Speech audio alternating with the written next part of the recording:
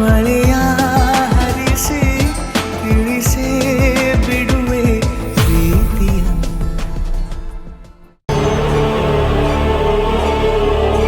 ತುಳಸಿ ಇಂದ್ರನ್ ಹೆಂಡತಿ ಆಗಿರೋದಕ್ಕಿಂತ ಶಿವಣ್ಣನ ತಂಗಿ ಆಗಿರೋದೇ ಎಷ್ಟೋ ಮೇಲು.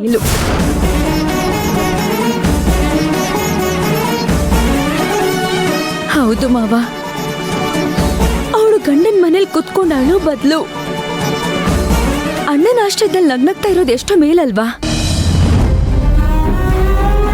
ಇಲ್ಲ ಅಂದ್ರೆ ಅವಳಲ್ಲಿ ಅಳ್ತಾನೆ ಇರ್ತಾಳೆ. ಅವಳನ್ನ ನೋಡ್ಕೊಂಡು ಇಲ್ಲಿ ನೀವು ಅಳ್ತಾ ಇರ್ತೀರ. ನಿಮ್ಮನ್ನ ನೋಡ್ಕೊಂಡು ನಾನು ಅಳ್ತಾ ಕೂರ್ಬೇಕಾಗತ್ತೆ ಮಾವ. ಮಾವ, ನಮ್ದು ಅಂತ ಒಂದ್ ಜೀವನ ಇದೆ ಅಲ್ವಾ ಮಾವ?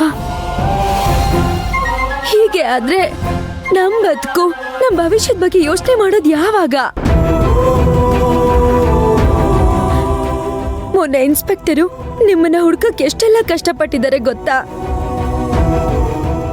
ಅವ್ರ ಜಾಗದಲ್ಲಿ ಬೇರೆ ಯಾರೇ ಇದ್ದಿದ್ರು ನೀವ್ ನಮಗ್ ಸಿಗ್ತೀರಾ ಅಂತ ಹೇಳಕ್ಕೂ ಆಗ್ತಿರ್ಲಿಲ್ಲ. ಅಂತದ್ರಲ್ಲಿ ಈಗ ನೀವೇನಾದ್ರೂ ಇಂದ್ರನ್ ಪರವಾಗಿ ಹೇಳಿಕೆ ಕೊಟ್ಬಿಟ್ರೆ ಅವ್ರ ಶ್ರಮ ಎಲ್ಲ ವ್ಯರ್ಥ ಆಗ್ಬಿಡುತ್ತೆ ಮಾವ.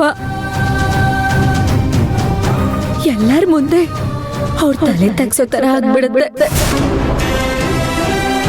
ಇನ್ಸ್ಪೆಕ್ಟರ್ ಮಾನ, ನಿಮ್ ತಂಗಿ ಪ್ರಾಣ, ನಮ್ಮ ಹೊಸ ಜೀವನ